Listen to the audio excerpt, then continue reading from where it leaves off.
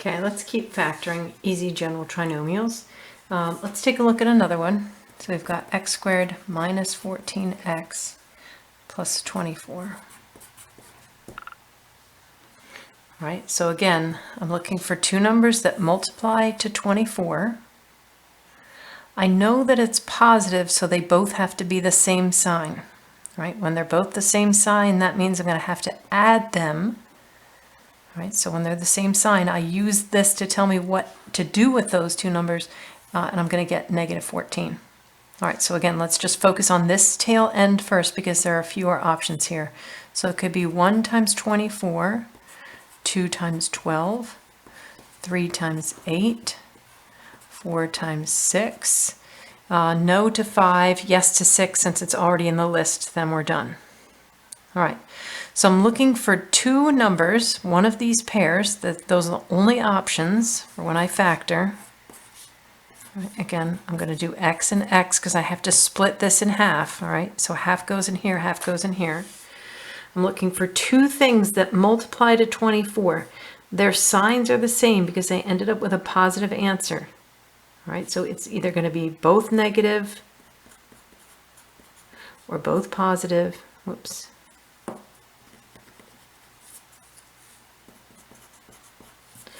But either way, I'll get the same number part.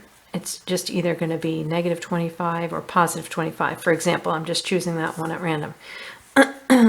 So I'm looking for a pair here that when I add them, again, when I add them, I get 14. All right, so 1 and 24 is going to give me 25. That's not it. 2 plus 12 will give me 14. Let's just see what happens with the other three. 3 plus 8 gives me 11. That's not it. 4 plus 6 gives me 10. That's not it. So it has to be this one. Right? Those are the only two numbers that when they're either both positive or both negative, I know that because of that sign right there. When they're both positive or both negative, they will add to give me 14. All right, so I'm going to put 2 and 12 in here. It doesn't matter which order. Right, then I have to decide whether they are both positive or both negative. And again, this guy gets to decide. Right?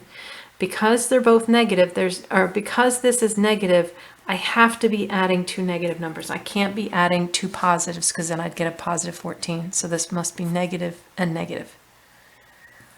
All right, let's just check it to make sure. X times x, x squared, x times negative 12, negative 12x, negative 2 times x, negative 2x, negative 2 times negative 12. That gives me the positive 24. When I combine like terms, I get x squared minus 14x plus 24. So that means this is correct. So when you say what your answer is, you're going to write x minus 2 times x minus 12. Box it in for me. Okay, let's look at another example. So we've looked at 3 so far where this is positive right here. Let's look what happens when we've got x squared plus 7x minus 30. All right, so here we're going to have negative. All right, so again, I'm going to start at the end because it's easier to find two things that multiply to 30 than it is to find two things that add to 7. There's way more choices here.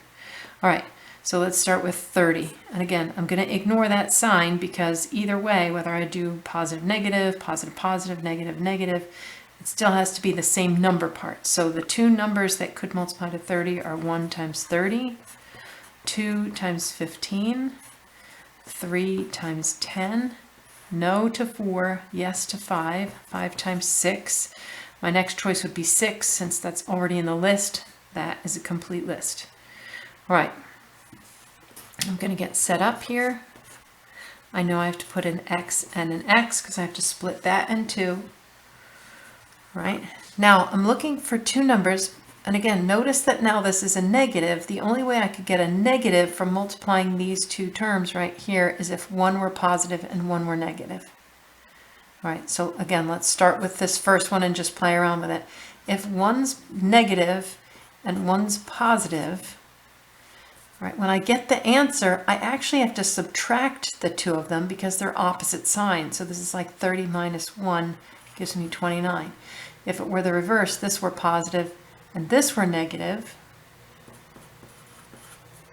right, then I'm going to get negative 29. Either way, to get my answer, I have to subtract the two number parts when the signs are opposite.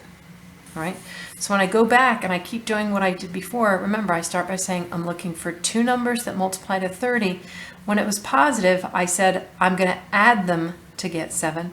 Now, because they're opposite signs, they will cancel each other out. It will act as subtraction. So I'm truly going to say if I'm multiplying two numbers to get 30 and I must subtract them to get 7. All right, so let's go through the list and see if we can find two numbers that multiply to 30. So their signs will be opposite and they will subtract then to give me 7. So if I do 1 minus 30 or 30 minus 1, it doesn't matter. I get 29 there. If I do 2 and 15, if I subtract them, I'm going to get 13, possibly positive, possibly negative. If I do 10 minus 3, I'm going to get 7. Again, it could be positive or it could be negative. That's it. That's the one I want.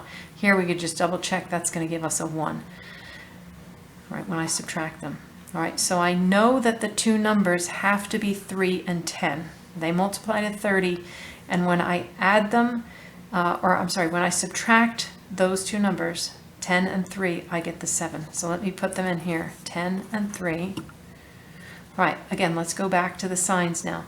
I know that they have to be opposite signs in order to get a negative 30. I could do positive 10 and negative 3, or I could do negative 10 and positive 3, but either way, the only way I'll get a negative 30 here is if they're opposite signs. This guy still gets to decide. All right, now he's going to say, well, if I'm going to end up as positive, the larger number had better be positive. All right, because the positive has to win. So it has to be positive 10, negative 3.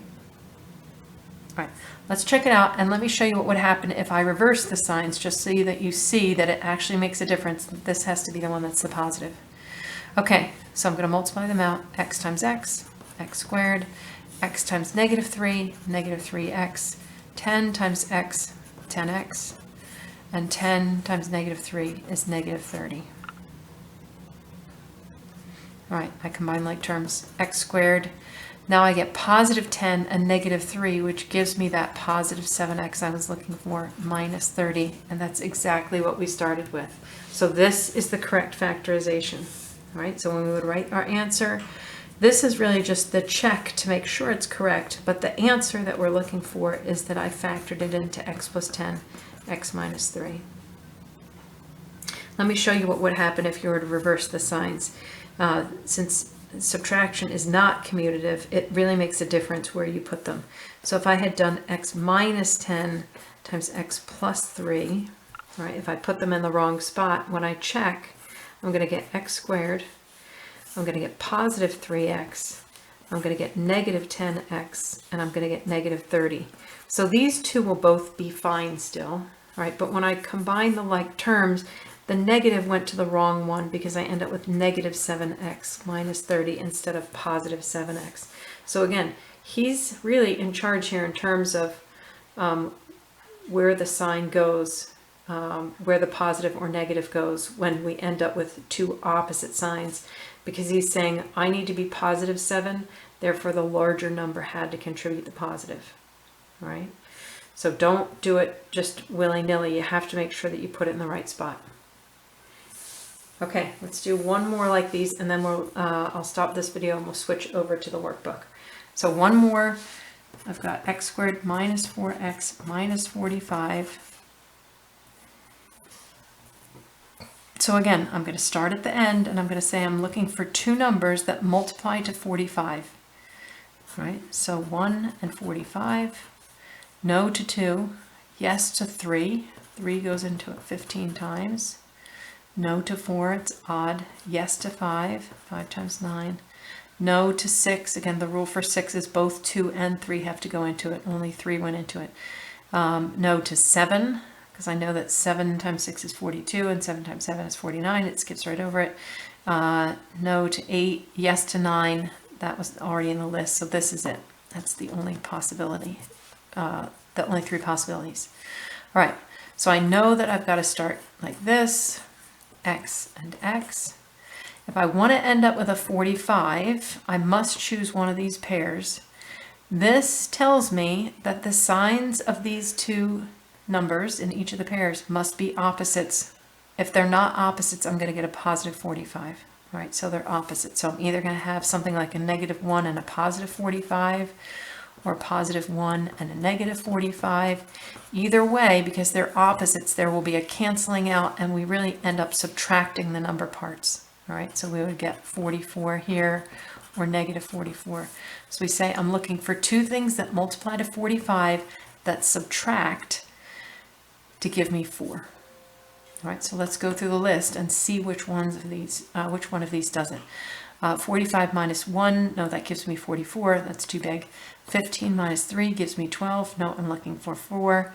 9 minus 5 gives me 4. This is the guy that we want. Right, so now I know I'm going to put a 5 and a 9 in here. Now I'm going to pay attention to the sign. So again, this says that they must be opposite, either positive, negative, or negative, positive. And just like before, this guy gets to decide, right? Since the signs are opposite and he wants to end up as negative, the larger number must have been negative. Otherwise, the sum would be positive. Right? So that should be our factorization. We're going to check it though. X times x, x squared, x times -9, -9x, 5 times x, positive 5x, 5 times -9, -45. I combine like terms, I get x squared, -9x, and positive 5x gives me -4x minus 45. And that is exactly what we have right here. Okay, I'm going to stop here and then we'll move over to pages 106 and 107 in your workbook. All right, see you in a minute.